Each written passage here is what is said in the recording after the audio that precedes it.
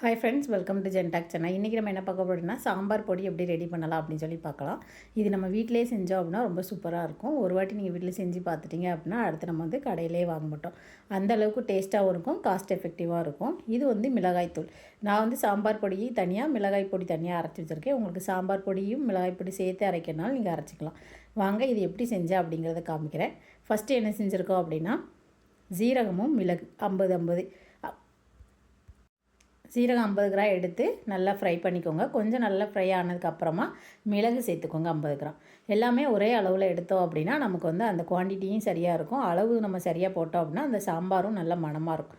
இப்போ சீரகமும் மிளகும் நல்லா வெடிக்கணும். நல்லா சீரகம் வந்து நல்லா பொரிய ஆரம்பிச்சிடும், மிளகு வந்து கொஞ்சம் வெடிக்க ஆரம்பிக்கும். அந்தளவுக்கு இருக்கணும், ரொம்ப தீஞ்சிடக்கூடாது. இந்த மாதிரி நல்லா வறுத்து எடுத்துக்கோங்க. அடுத்து ஒரு 50 கிராம்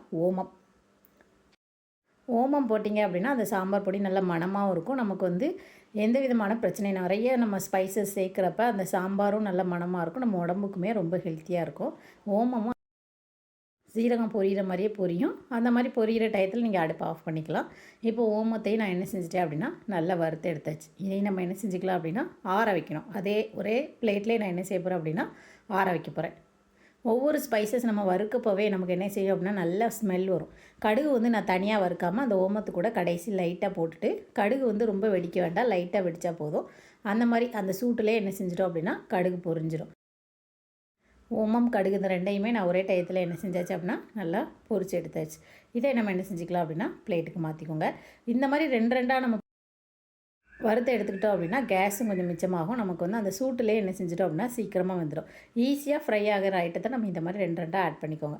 இப்போ அடுத்து என்ன செஞ்சுருக்கேன் அப்படின்னா வெந்தயம் சேர்த்துருக்கேன். வெந்தயம் வந்து நல்லா மணம் வரும், நல்ல கலரும் மாறும். லைட்டாக கோல்டன் கலர் மாறி நீங்கள் என்ன செஞ்சுருங்க அப்படின்னா வெந்தயத்தையுமே என்ன செஞ்சுக்கலாம் அப்படின்னா ஒரு பேனுக்கு மாற்றிக்கோங்க. இது வெந்தயமும் 50 கிராம் நான் சேர்த்த எல்லா பொருளுமே என்ன செஞ்சுருக்கேன் அப்படின்னா 50 கிராம் சேர்த்துருக்கேன். வெந்தயமும் சேர்த்தாச்சு. அடுத்து வறுக்க போகிறது மல்லி. கொத்தமல்லி வந்து ஒரு 250 கிராம் எடுத்திருக்கேன். ரொம்ப அதிகமாகவும் எடுக்க வேண்டாம், கம்மியாக எடுத்தாலும் டேஸ்ட்டில் எல்லாம் போயிடும். இந்த சாம்பார் பொடி வந்து நம்ம எல்லா குழம்புக்குமே யூஸ் பண்ணிக்கலாம். புளிக்குழம்பு வைக்கிறதுக்கு, மீன் குழம்பு, மட்டன் குழம்பு எல்லாத்துக்குமே இதுலேருந்து ஒரு ஸ்பூன் போட்டோம்னாலே போதும், அவ்வளோ சூப்பராக இருக்கும். மல்லி மட்டும் 250 இதுக்கு அதிகமாக சேர்க்காம ஒரு 250 கிராம் நம்ம என்ன செஞ்சுக்கலாம் அப்படின்னா இந்த மல்லி சேர்த்துட்டு மீதி எல்லாம் ஒரு 50 கிராம் சேர்த்தாலே போதும். ரொம்ப மணமாகவும் இருக்கும், டேஸ்ட்டாகவும் இருக்கும். இப்போ மல்லி நல்லா வறுபடணும், கலர் நல்லா மாறிடுச்சு ஓரளவுக்கு. அந்த ஒவ்வொரு ஸ்பைசஸும் வறுக்கிறப்பவும் நமக்கு அந்த ஸ்பைசஸோட மனம் நல்லாவே இருக்கும். அந்த மனம் வரையுமே நீங்கள் அடுப்பை ஆஃப் பண்ணிடலாம். இப்போ மல்லி நல்லா வறுத்தாச்சு. இதையும் நான் என்ன செஞ்சுக்கிட்டேன் அப்படின்னா அதே பிளேட்டுக்கு மாற்றிக்கிட்டேன். அடுத்து வந்து பருப்பு, சிறுபருப்பு ஒரு 100 கிராம் சேர்த்துருக்கேன். பருப்பு வந்து அளவு வந்து நீங்கள் வந்து ரொம்ப அதிகமாகவும் சேர்க்க வேண்டாம், ரொம்ப கம்மியாகவும் சேர்க்க வேண்டாம். இந்த மாதிரி மீடியமாக சேர்த்தாலே போதும். உங்களுக்கு சிறுபருப்பு, கடலைப்பருப்பு, துவரம்பருப்பு இது எல்லாமே ஒரு 50 கிராம் சேர்த்தாலும் போதுமானது. நான் வந்து சிறுபருப்பு மட்டும் கொஞ்சம் கூடுதலாக சேர்த்துருக்கேன். அதுக்கப்புறமா கடலைப்பருப்பு ஒரு 100 கிராம், கடலைப்பருப்பு 100 கிராம், சிறுபருப்பு 100 கிராம் சேர்த்துருக்கேன். சிறுபருப்பு சீக்கிரமாக வெந்துடுச்சு. அதையும் நம்ம என்ன செஞ்சாச்சு அப்படின்னா பிளேட்டுக்கு மாற்றியாச்சு. இப்போ அடுத்து நான் வறுக்கிறது கடலைப்பருப்பு. கடலைப்பருப்பும் நீங்கள் என்ன செஞ்சுக்கோங்க அப்படின்னா ஒரு 100 கிராம் சேர்த்துக்கோங்க. இதையும் நான் பிளேட்டுக்கு மாற்றியாச்சு. அடுத்து கொஞ்சமாக உளுந்து வந்து ஒரு 50 கிராம் இருக்க மாதிரி தான் எடுத்திருக்கேன், ரொம்ப அதிகமாக எடுக்கலை.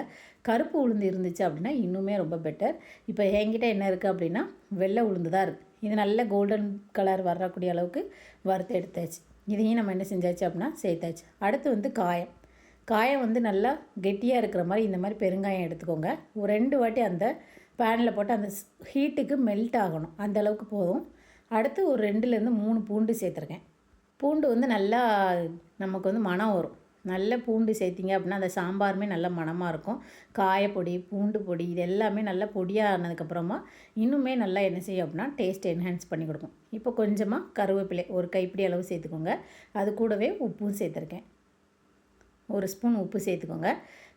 இது ரெண்டுமே நல்லா ஃப்ரை ஆன பிறகு அதையும் நீங்கள் என்ன செஞ்சுக்கலாம் அப்படின்னா அதே பிளேட்டுக்கு மாற்றிக்கோங்க.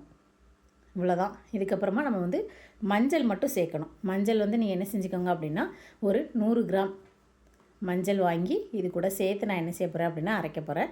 இப்போ மீதி எல்லாத்தையும் வறுத்து நல்லா ஆறிடுச்சு. இப்போ நம்ம என்ன செஞ்சுக்கலாம் அப்படின்னா மில்லில் கொடுத்து அரைச்சிக்கலாம். இல்லை உங்களுக்கு வத்தலும் இது கூட சேர்க்கணும் அப்படின்னா ஒரு 250 கிராம் வத்தல் என்ன செஞ்சுக்கோங்க அப்படின்னா இது கூடவே சேர்த்து நல்லா ஃப்ரை பண்ணி எடுத்து மொத்தமாகவே நீங்கள் என்ன செஞ்சுக்கலாம் அப்படின்னா சாம்பார் பொடி ரெடி பண்ணிக்கலாம். அப்படி இல்லை அப்படின்னா 1 கிலோ வத்தல் இந்த மாதிரி நம்ம வாங்கி வெயிலில் நல்லா ஒரு 2 டேஸ் காய போட்டு வச்சுட்டு அதுக்கப்புறமா வத்தலை தனியாக இந்த மாதிரி சாம்பார் பொடிக்கு தனியாக நீங்கள் அரைச்சிங்கனாலுமே நல்லாயிருக்கும். நான் இது வந்து அரைச்சி முடிச்சாச்சு. இது வந்து நமக்கு வந்து 6 மாதத்துக்கு நமக்கு என்ன செய்யும் அப்படின்னா யூஸ்ஃபுல்லாக இருக்கும். எதுக்காக வத்தல் பொடி தனியாக அரைச்சிருக்கோம் அப்படின்னா, சில குழம்புக்கு நமக்கு வந்து வத்தல் பொடி வந்து காரம் கொஞ்சம் அதிகமாக தேவைப்படுதா அப்படின்னா நம்ம வந்து 1க்கு 2 ஸ்பூன் போட்டுக்கலாம். சாம்பார் பொடி 1 ஸ்பூன் போதும், அதே அளவு சேர்த்துக்கலாம். அந்த ஒரே காரணத்துக்காக தான் நான் என்ன செஞ்சுருக்கேன் அப்படின்னா 2யும் தனித்தனியாக அரைச்சி வச்சுருக்கேன். இப்போ சாம்பார் பொடியுமே சூப்பராக அரைச்சி ரெடி ஆகிடுச்சு, வத்தல் பொடியுமே ரெடி ஆகிடுச்சு. இந்த வீடியோ பிடிச்சிருந்தா லைக் பண்ணுங்கள், ஷேர் பண்ணுங்கள், மறக்காமல் சப்ஸ்கிரைப் பண்ணுங்கள், முடிஞ்சால் ஹைப் கொடுங்க. தேங்க்யூ.